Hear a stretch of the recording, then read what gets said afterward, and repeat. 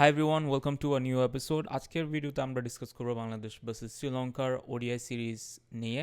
So এই ভিডিওটা মিলিয়ে তিনটা ভাগে হবে। ফার্স্ট পার্টে আমরা কথা বলবো প্লেইং 11 নিয়ে, সেকেন্ড পার্টে আমরা ম্যাচ পারফরমেন্স, অ্যান্ড থার্ড পার্টে নেক্সট ম্যাচের প্লেইং 11 নিয়ে। আমি যে পসিবল 11 নিয়ে যে ভিডিওটা বানাইছিলাম, ওই ভিডিওর স্কোয়াডের সাথে অনলি তিনটা চেঞ্জ হয়েছে। একটা হলো রিশাদের জায়গায় তানবির আসছে। ওই চেঞ্জটা তো অবভিয়াসলি হেলথ কনসার্নের কারণে ওটার ব্যাপারে বেশি কিছু বলার নাই। আর বাকি দুইটা চেঞ্জের মধ্যে একটা হলো নাইম শেখের জায়গায় ইমনকে আনা। ইমনের ধারাবাহিকতার একটু অভাব ছিল, সেই জন্য আমি পার্সোনালি মনে করছি হয়তো Naim Sheikh is a better option. Team management হয়তো এটা চিন্তা করছে যে নাইম শেখকে যদি ফার্স্ট ম্যাচে খেলানো হয়, ওর ওপর বলা যায় যে অনেক বড় একটা প্রেশার থাকবে, বিকজ অনেকদিন পরে স্কোয়াডে ডাক পাইছে, সাথে সাথে একটা ম্যাচ খেলা, it's a big pressure for him. So ওই প্রেশারটা একটু কমানোর জন্য, এনভায়রনমেন্টের সাথে অ্যাডজাস্ট করার জন্য ওকে ফার্স্ট ম্যাচে আপাতত বসায় রাখা হয়েছে। নেক্সট ম্যাচ থেকে হয়তো ওকে খেলানো হবে। থার্ড যে চেঞ্জটা হয়েছে ওটা একটু কন্ট্রোভার্সিয়াল, শামীম পাটোয়ারির জায়গায় লিটন দাসকে খেলানো। যদিও শুনতে একটু ইয়ার লাগতে পারে, বাট আমার থেকে পার্সোনালি মনে হচ্ছে এটা একটা 50-50 কল ছিল, বিকজ দুজনের একজনও যদি আপনি পাস্ট পারফরমেন্স বিবেচনা করেন, একজনও ভালো ফর্মে নাই। সেই ক্ষেত্রে আমি দোষটা কখনোই টিম ম্যানেজমেন্টকে দিব না, দোষটা হলো নির্বাচক প্যানেলের, যারা ওইরকম একটা স্কোয়াড দিছে যেখানে অফ ফর্মে থাকে ক্রিকেটার ভর্তি। সো আপনি যদি ওই 15 জন নিয়ে বিবেচনা করেন, তাহলে লিটন দাসকে নিয়ে মিডল অর্ডারটাকে স্ট্রং করা হয়তো প্ল্যান ছিল, বাট ওই প্ল্যানে পারফর্ম হয় নাই, পারফর্ম করতে পারে নাই। অবভিয়াসলি অফ ফর্মের একটা ক্রিকেটারকে খেলালে পারফর্ম হবে না। সো এখানে টিম ম্যানেজমেন্টের দোষের চেয়ে বেশি হলো আমার মনে হয় যে সিলেকশন প্যানেলের দোষ। ও যেহেতু টেস্টে পারফর্ম করছে একটা ইনিংসে, শ্রীলঙ্কার কন্ডিশনটা হয়তো আরেকটু ভালো বুঝে শামীমের চেয়ে, সো ওই সব কিছু বিবেচনা করে হয়তো শামীমের চেয়ে বেটার অপশন মনে করা হয়েছে লিটন দাসকে। আমি মনে করি still Shamim is a better option. এই বিষয়ে আমি আরো বিস্তারিত আলোচনা করব নেক্সট ম্যাচের স্কোয়াড এর কথা বলার সময়। Overall it was not a bad team. Let's talk about performance. Start with something positive. Taskin Ahmed is back. Wonderful performance throughout the match, especially first 5 overs. Like power play তে he was really sharp. Just আমার মনে হয়েছে যে মিডলে ওকে আবার আনা হয়েছিল, তখন একটু অ্যাটেনশনটা ব্রেক হয়ে গেছিল, দ্যাটস ওয়াই হয়তো কিছু রান কনসেপ্ট করছে। Other than that he was flawless. Mustafiz was very economical, but what we all expect from Mustafiz is to give us some breakthrough throughout the match. So ওটাও হয় নাই, মুস্তাফিজ থেকে আমরা কোনো উইকেট পাই নাই, অলদো ও পুরা ওভার বোলিংও করতে পারে নাই ফিজিক্যাল কন্ডিশনের জন্য। Other than that Tanzim Sakib was not bad two.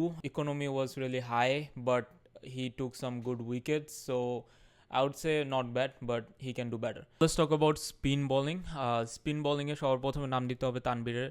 ওর বলে যে পরিমাণ স্পিন করছে এই ম্যাচে, ইট ওয়াজ ট্রিট টু ওয়াচ। আর বাংলাদেশে সাধারণত আমরা এরকম বলার অনেক কম দেখি যারা বল ঘুরাইতে জানে। Beautiful performance by Tanvir debutant, although he just got 1 wicket and he had some cramp, but economy was pretty লো।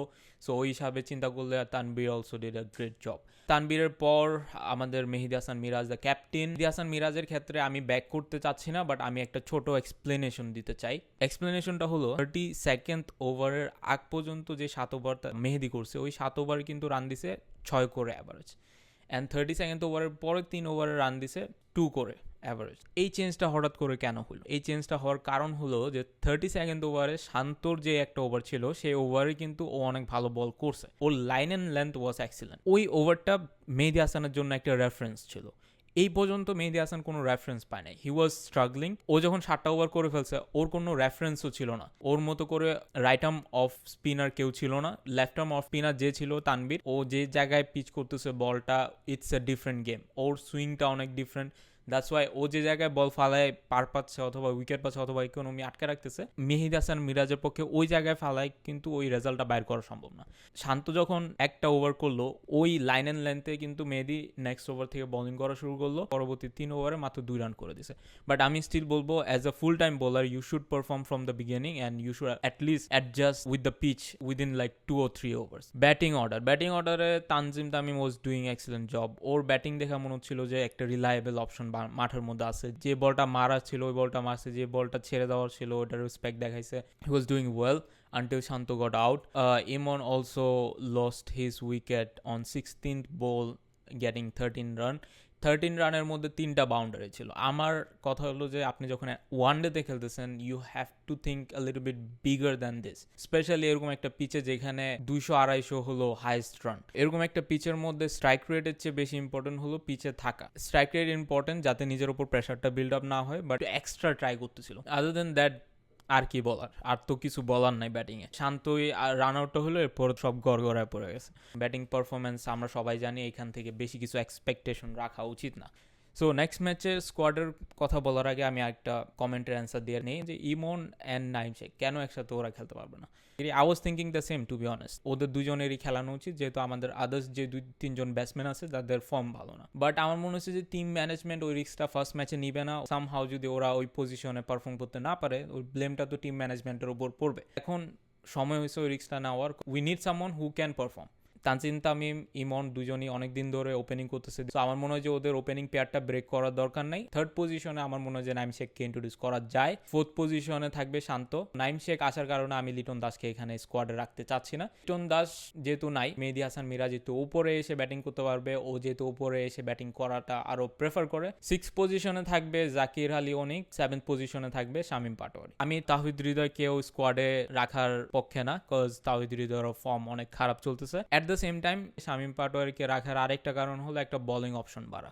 এরকম কন্ডিশনে যেখানে হিউমিডিটি অনেক বেশি, অনেক গরম, বলাররা অনেক তাড়াতাড়ি ড্রেন হয়ে যায়, ওইটা থেকে রোধ করার জন্য আমাদের কিছু পার্ট টাইম বলার দরকার। অলরাউন্ডার হলে বেটার হতো, বাট অ্যাটলিস্ট শামীমের ইনক্লুশনটা আরও একটা অপশন বাড়াবে ক্যাপ্টেনের জন্য।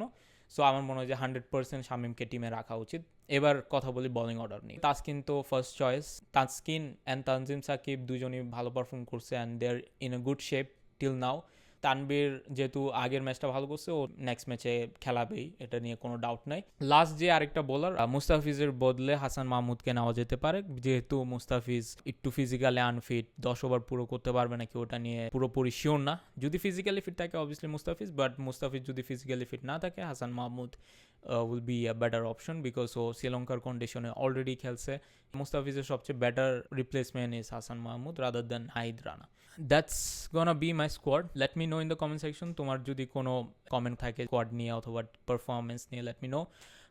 That's gonna be it for today and see you after second ODI.